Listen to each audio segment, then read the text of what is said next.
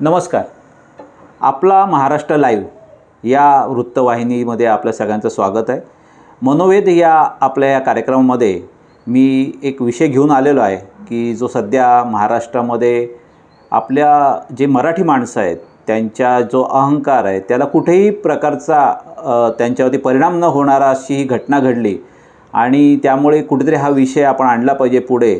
आणि ह्या विषयाचं आपण जे शीर्षक आहे ते असं ठेवलं आहे की मराठी भाषेच्या पाट्या, मराठी माणसाला चापट्या आणि आपल्या महाराष्ट्रातल्या माणसाचा जो थंडपणा आहे या विषयावरती आपण ह्या व्हिडिओमधनं भूमिका मांडणार आहोत.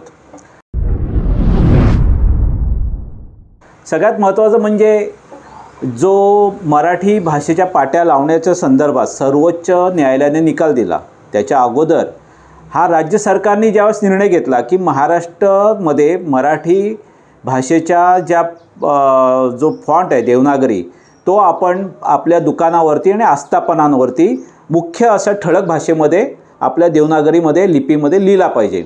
आणि त्याच्या विरोधात वीरेन शहा नावाचा मुंबईमध्ये राहतो हा व्यापारी असोसिएशनचा अध्यक्ष आहे. हा अहमदाबादला राहत नाही, आपल्या मराठी माणसाच्या मुंबईमध्ये राहतो. तो ह्या सरकारच्या निर्णयाच्या विरोधात उच्च न्यायालयात गेला. उच्च न्यायालयामध्ये ती केस हारला आणि राज्य सरकारचा जो निर्णय आहे मराठी भाषेच्या पाटीच्या संदर्भात तो उच्च न्यायालयाने तो निर्णय कायम ठेवला. ह्या निर्णयाच्या संदर्भात सुद्धा मराठी भाषेतल्या कुठल्याही समाज माध्यमावरती त्याची दखल घेतली गेली नाही.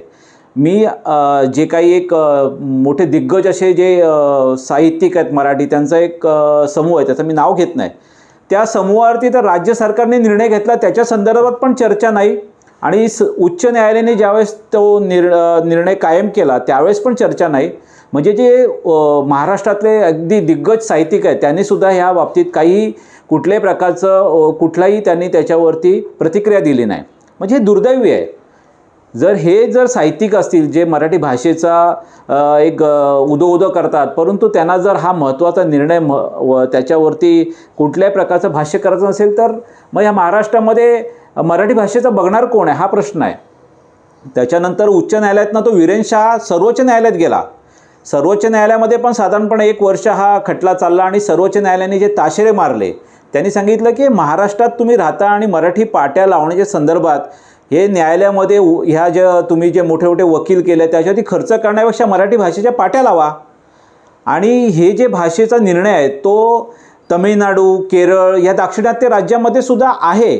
त्याच्या विरोधात कोणी गेला, तिकडे पण गुजराती व्यापारी आहेत ना, पण त्यांची हिंमत झाली नाही. पण महाराष्ट्रात ही हिंमत झाली. आणि आपल्याला आणखीन एक लक्षात घेतला पाहिजे, हा निर्णय दुकानावर पाट्या बदलण्यापुरता नाही आहे, तर आस्थापनामध्ये काय येतं तर इमारती त्यांची नावं आहेत. आता ठाणे मुंबईमध्ये बहुतेक इमारतींवरती इंग्रजीमध्येच पाट्या लावलेल्या आहेत, तर त्यांच्यासुद्धा पाट्या बदलल्या पाहिजेत. आणि कंपन्या असतील त्यांनीसुद्धा मराठी भाषेचा म्हणजे हा निर्णय ह्या सगळ्या ज्यांना आस्थापना म्हणजे जे काही व्यवसाय असतात, इतर असतात, इमारती असतात, ज्यांना गुमास्ता लायसन घेतलं जातं त्यांनी प्रत्येकाने केलं पाहिजे. आणि हे सगळं असताना आपण थंडपणाने बघतोय सगळ्या घटनांकडे. मग सर्वोच्च न्यायालयाने जेव्हा निर्णय दिला आणि सांगितलं की मराठी भाषा ही अत्यंत प्रगल्भ आहे आणि छान अशी साहित्यिक भाषा आहे, तुम्ही तिचं का नाही अशा पद्धतीने तिची अवहेलना का करता, हे सर्वोच्च न्यायालयाला बोलायला लागलं आणि फार तुरळक अशा प्रतिक्रिया उमटल्या. हे महाराष्ट्रातलं थंडपणाचं जे हे आहे त्याचा परिणाम काय झाला, मराठी माणसाला चापट्या.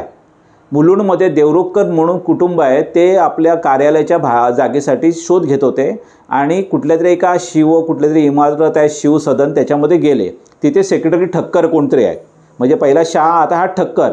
तो बोलला मराठी उर्मटपणाने बोलला, वयोवृद्ध आहे तो, आता शब्द वगैरे वापरले पाहिजेत, तर तो उर्मटपणे म्हणाला जा कुठे जायचं तिथे, मराठी माणसाला आम्ही देणार नाही म्हणून. आणि त्यांनी त्याच्या मुलांनी त्या आपल्या मराठी माणसाला देवरुखकरला कानफटात मारली. तर अशा पद्धतीने पण ती जी देवरुखकर ताई आहे तिने खरोखर छान असा व्हिडिओ बनवला आहे. तुम्हाला जर खऱ्या अर्थाने कुठे मराठी पण असेल तर तो व्हिडिओ बघा आणि तुमच्या आतमध्ये जर तुम्ही नुसत्या शिवजयंती साजरे करणार असाल, गणेशोत्सव साजरे करणार असाल आणि शिवाजी महाराज की जय म्हणत असाल तर त्याला काही अर्थ उरत नाही ज्यावेळेस ह्या अशा घटना घडतात आणि आपण कुठल्याही प्रकारच्या प्रतिक्रिया देत नाही त्यावेळेला. तर हा नेमका हा जो मुजोरपणा आहे हा गुजराती समाजात आलेला आहे तो नेमका का आला आहे? तर मला असं वाटतं की जी काही राजकीय घटना महाराष्ट्रामध्ये घडलेली आहे की ज्याच्यामध्ये जे सत्तांतर झालं, शिवसेनेची तोडफोड झाली, नंतर इतर पक्षांची तोडफोड झाली, त्याच्यामागे कोण आहेत? तर हे जे काय दिल्लीमध्ये बसलेले 2 गुजराती आहेत त्यांच्यामुळे हे घडलेलं आहे आणि त्याचा कुठेतरी परिणाम ह्या गुजराती समाजातल्या लोकांमध्ये मुजोरपणा आला आहे हे स्पष्टपणे बोलण्याची वेळ आली आहे. कोणाची नावं घेऊनच बोललं पाहिजे तुम्ही आता, कारण का मी खूप मराठी लोकांना पाहिलं की त्यांचे मित्र असतात गुजराती, परप्रांतीय, आणि मग आपण बोटचेपे धोरण घेतो. पण माझं मत आहे की आपण आता त्यांच्या भावनांचा विचार न करता महाराष्ट्रामध्ये जर महाराष्ट्राच्या संदर्भात, मराठी भाषेच्या संदर्भात, आपल्या साहित्य, संस्कृती, परंपरा ह्याच्या संदर्भात जर बोलणार नसू तर नेमकं कुठे बोलणार आहात तुम्ही? गुजरातमध्ये जाऊन बोलणार आहात की तमिळनाडूमध्ये बोलणार आहात की कुठल्या दाक्षिणात्य भाषेमध्ये राज्यामध्ये बोलणार आहे ह्याचा विचार केला पाहिजे. आणि हा थंडपणा सोडून तुम्हाला आता आपल्या भावना व्यक्त करण्याची वेळ आलेली आहे. तुम्ही प्रत्येक ठिकाणी परप्रांतीय माणसाला जाब विचारला पाहिजे. माझं तर असं मत आहे, तुम्ही भाषा सोडली, आपण भाषा सोडली, मराठी भाषा, म्हणून ते आपल्यावर मराठीत बोलत नाही. आपण मराठी भाषेत बोलण्याचा आग्रह करण्यापुरतं जरी हे केलं तरी खूप मोठं काम होईल. आणि हा विषय शिवसेना आणि मनसेचा नाही आहे, हा विषय सर्वसामान्य मराठी माणसाचा आहे. कारण का प्रत्येक वेळेला ज्यावेळेस काही भ्रष्टाचाराची घटना घडते की माणसांना अण्णा हजारे का झोपलेत का, तसं मराठी माणसाच्या संदर्भात काही घटना घडली की आपण विचारतो मनसे कुठे आहे, शिवसेना कुठे आहे? अहो पण ज्यावेळेस ते मतांचं राजकारण करतात तर त्यांना पण मर्यादा येतात भूमिका घ्यायला.